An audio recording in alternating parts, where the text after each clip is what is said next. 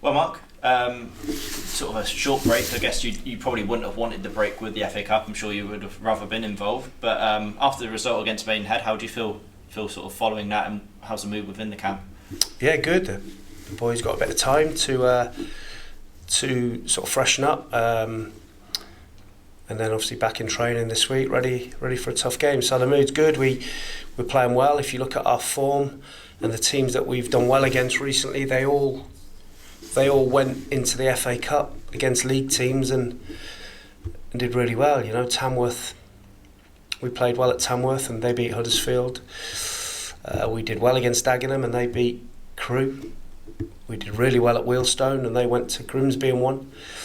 And we did really, really well against Maidenhead and they were 10 seconds away from beating Crawley. So, yeah, the form's good. So, yeah, the mood's good. Yeah, I mean, you were unbeaten in the league in October, but you've got such a tricky set of fixtures coming up in November. A few sides that are within the playoffs or trying to chase them. How do you feel sort of building the momentum? You know, you've got the momentum there, but trying to tackle these games that are coming up. Yeah, I think if we looked at October's fixtures, you know, people were saying, or we would say, we need to get a decent points tally from those. We did, and now we're going into this sort of month with teams that are all competing at the top end of the table. So yeah, we're looking forward to that. We see it as a challenge. Obviously, we've got issues that we can't do anything about. It gives some players an opportunity to step up. They're good players and hopefully they can add to what the group has been doing. Yeah, I mean, you mentioned the injuries and suspensions. You had so many injuries to contend with earlier in the season. Yeah. Now it's the suspensions with 3 out and with suspensions. How is it sort of trying to juggle the squad this week? Well, everybody knows that we're without Don Bernard, who's been fantastic, without Jarve, who's come into a real vein of form, without Morgs, who's got another 2 games to serve.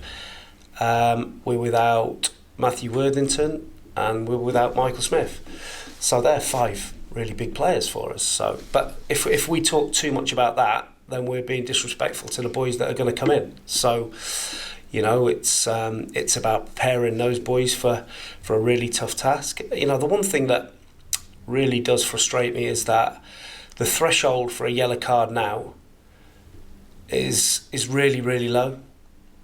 You know, you can sneeze. If you run past the referee now and sneeze, you get a yellow card. But it's still 5 bookings for a suspension. So either the threshold's got to go up or the 5 yellows has got to raise to say, 8. You know, because if you've got players that are combative, then no way are they going to get to November, the whatever, with less than 5 bookings. So I think that's something that needs looking at, and it's a frustration, but that's what that is, and we have to deal with it. Yeah, I mean, you talk about the sort of the threshold ends at the end of November. You've got a few that are sort of starting to tally up. Is that a concern to you, or have you got this? Like I say, it's impossible not to. I think a lot of teams now will be in the. You see, you know, teams now that are having players suspended now because it's impossible to get to November the 20 whatever with 5 bookings. It's impossible if you're a midfield player or a centre half or a centre that likes to be combative. You've got no chance because the threshold is so low. And as far as bringing players in, you've got Pedro Borges that has come in and joined with the squad this week. What do you know about him? Sort of, he was here before, but been to Exeter, and you've managed to bring him back here to Huish Park. What do you know about Pedro? Yeah, obviously we're short of bodies. We're not trying to hide that. We just discussed that. But what I didn't want to do is bring in a load of players for one game, because after the Southend game we get Don back, we get Jarve back, and we're hopeful Michael Smith will be really close after that. So the way we looked at it was, if we can find one that can add to the group, can play in different positions, is relatively local, then it's something we'll look at. And Pedro spoke to Gary, the Exeter manager, in pre-season, and he said, keep an eye on this kid.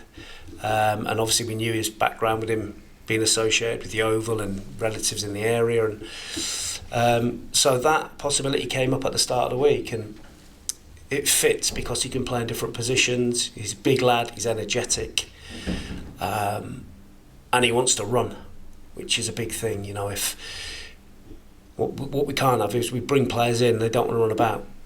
You know, the way we play, you have to run, and Pedro can certainly do that. You've been quite particular with the loan market this year. I suppose you haven't quite sort of thrown anyone into the squad. You've been quite particular with the process in which you've gone, which you've explained there. I mean, you've brought in some younger bodies, and we spoke with Frank as well beforehand about sort of bringing some younger bodies in. You've got sort of a good mix of experience and youngsters in the squad now. Yeah, I think if you look at the base of our team, say our 3 centre-halves and our 2 midfield players, got real good experience there and played a lot of games, and they're really set in what we do, and gives us that foundation to play from, and also that solidity behind it. And I just think if you've got Frank, you've got Jarve that have got that experience. If you can get your legs around that, Kofi, Pedro, those kind of players, Dylan, some that have got real legs, Planty, McGuckin, these young players that are desperate to play football and get minutes, can be a really powerful thing. And looking on to our next game, you've got Southend that you have to travel to, a team that sort of have picked up recently, done well in the FA Cup last week. What are your thoughts going into that game? Really looking forward to it. Great place to play football, great atmosphere, big crowds. They had a tremendous season last year with all the troubles they had off the pitch. If they hadn't had the points deduction, they would have been in the playoffs, I think. And again, obviously they've had the takeover and they're trying to get set and brought some new players, and they're starting to pick up. And I fully expect them to be there or thereabouts at the end of the season. Manager and staff done a fantastic job there, and it's, like I say, it's a big club, and we're looking forward to going there. Yeah, we've got issues, but we got to get on with that. And you mentioned they played them last year in the FA Cup. Do you see much of a difference between what you've seen this season and what you came up against last season? I thought last year they were a really dominant football team. This year they're a bit more dogged because they got more legs in the team. Yeah, it could be a tough game. They went really close against a big club on Saturday in the FA Cup. Extra time against Charlton, could have gone either way. So yeah, we know it's going to be a hell of a task, but we're really looking forward to it. You mentioned the word dogged. Do you think that's sort of quite a trend in the league this year, as far as some teams have to be a bit more dogged to sort of compete and to sometimes grind out results? Listen, you have to be dogged whether you're at the top of the Premier League or the top of the Isthmian League. You have to, if you want to win, you have to have spells in the game where you can dig things out. You can't just be about only playing when you get the ball. I think it's a trend in modern football. Everyone wants to be a number 10. You know, basically that means I only want to play when I get the ball. I'm not interested in running back. Back in the day when I played, it was 4-4-2, and you had to run forward and you had to run back. And if you didn't run back, you got a flea in your ear or a kick up the backside. So if you want to play in a really successful team, you have to do the other side of the game, and it shouldn't be sneered at for being. I'd love my team to be titled hard-working, resilient, dogged. On the flip side of being able to play football as well, and you've got to do both sides. Well, thanks, Mark, and best of luck for Saturday. Thank you.